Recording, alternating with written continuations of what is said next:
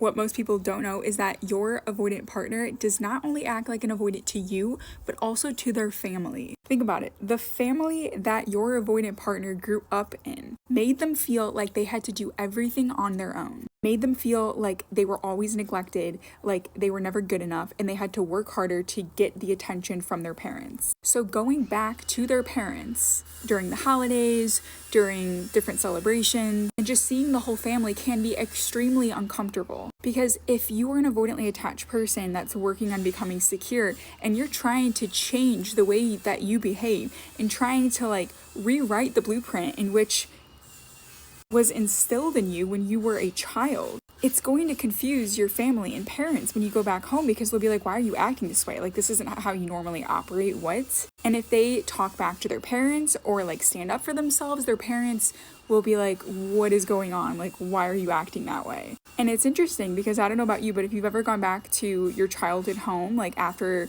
you've moved out and you're a full-blown adult and you go back, it can feel like you are literally a kid again. It's like you're an adult, you're sleeping in your childhood bed, but you literally feel like you're 10 years old again. It's like you have the mindset of the 10-year-old version of you. And so naturally you kind of fall back into some of those old behaviors all over again. So you can only imagine if you have that avoidant attachment, it can feel like really repulsive to go back and see your family and visit your family, even though you love them to death, you care about them, and you want them to be happy and live a long life. But just going back and spending quality time and spending time that you're sharing all of your updates on your life and just emotions that you're experiencing and just doing all the things that you're not really comfortable with is not really exciting. There's no incentive. So that's why a lot of times, like just doing FaceTime calls or just phone calls is a lot easier for the avoidant attached person, or even text messages, because you have like a wall up in between you, right? Which is your phone. And it makes you feel like, okay, if I'm uncomfortable, I can just be like, you know what, I have a work call I have to jump on, or I have to go to bed, I have to make dinner, or this person's calling, I have to take the dog out to the bathroom, whatever it is. And then you just leave the conversation. And so it's like you're still in control. If you felt like shit, you're gonna just end the call and you'll be fine. But if you're in person and you're staying at their house, you've lost all control, and it feels like you're a child all over again. And it feels like a child where you have no control over anything and you're constantly neglected, and you have to figure out how to do life on your own because they're not gonna help you, and they're gonna make you feel like shit if you show them something you've created, something you're excited about, a feeling you're experiencing, something sad you're going through, whatever it is. They'll be like, figure it out. So just think about like Thanksgiving. When an avoidantly attached person goes back for Thanksgiving, it's uncomfortable because the whole family, it's not just the parents, but the whole family is like, what's new with you? Tell me your updates. What's going on? So it's very common for avoidants to have like a very strategic set of bullet points in which they carefully curated and they are willing to share. These bullet points could be like, I have this job. I live in this city. That's it. Like basically things you would share like on a resume. It's not like sharing too much, you're not being too vulnerable, but it's just like, this is what I'm comfortable with and that's it. But when the grandma that's just too nosy and wants to know more information about the life or their girlfriend or where they're living or what their apartment looks like, or just like, show me pictures of your home. It's like, okay, you're invading my privacy, I'm uncomfortable and I don't know what to do. So typically avoidantly attached people will just excuse themselves, or they'll make a mental note like, yeah, I'm not coming back, I can't do this again. Next year will be a phone call or a FaceTime. And it's not like they don't love their family, I want to make that very clear. It's just they don't know how to connect yet still maintain control with their family. Because again, their family, the people in their family, those are the people that literally made them the way that they are. Does that make sense? You'll also notice that avoidantly attached people try to prove to themselves and their family that they do not need them. So if they normally would like call up their parents just to like ask them a question about something and like guidance, should I purchase this house or that house, and what's the loan process like? I don't know, these are like big adult questions. But they just call their parents and normally ask for those things.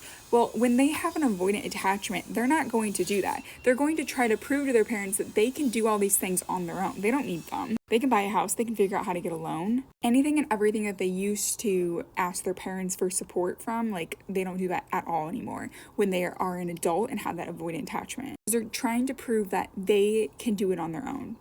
they don't need them because they never wanted to help, so they're never going to ask them for help, and they want to prove that they're okay, even though they might not be. Or another example, like if the avoidant is maybe struggling at work and is just kind of frustrated with things, and they decided to share like, yeah, work's been kind of busy, right? Or just like overwhelming. If they care to share that piece of information, which is still kind of, you know, sharing a lot, the family might start asking like, well, what do you mean? Why is it so overwhelming? Maybe you should get another job. How much are you making? Like all these like very intense questions. And so if it gets to that point, the avoidant attached individual might be like, I'll figure it out on my own. I can do this on my own. Like, I don't need your help. I'll be fine. So it's like they're proving to their family that, again, they don't need their help. They don't need their support. They don't need their reassurance. Like, they'll figure it out on their own. This can also happen through actions. Like, they can prove that they are independent and can figure things out on their own through their actions. And that could be like not showing up to Thanksgiving, not showing up to other family gatherings, because they are capable of like being by themselves during these times that you need people, and they don't need people. So it's like, hey, I'm showing you I can do it. So I don't know about you, but if you've ever dated an avoidantly attached person and you go through a breakup and you realize like, oh my gosh, I have become an avoidant. I don't know about you, but after going through a breakup with an avoidantly attached person years ago, guys, I became an avoidant towards my family, because I had this like belief that I needed to isolate myself from everyone that loved me and everyone that I trusted, because if I loved and trusted him and he hurt me, then anyone else that I love and trust could also hurt me. So I started to distance myself from my family. I tried to prove that I didn't need them, that I didn't need their support, I didn't need any of their guidance or help, and I strategically just isolated myself. And I went on trips during my birthday to be all by myself. Like I would go to California and I would just fly over there and just be all by myself on my birthday to be like, yeah, I'm okay, I'm by myself and no one can hurt me. So obviously at the time, it felt like I was safe. It felt like I had control. It felt like everything was gonna be okay, even though I was emotionally like all over the place. And so I knew it wasn't gonna be forever, because I love my family dearly, and I did, even when I was definitely more of that avoidant attached individual towards my family after the breakup. But when I got to a point of like, okay, I'm safe, I'm gonna be okay, I'm ready to like open up again and connect with people and be vulnerable, I became this secure version of myself again towards my family. And so I would say it was probably about a year or so, or a little over a year, where I was just totally avoidant. But I healed. So just remember, that will be you too.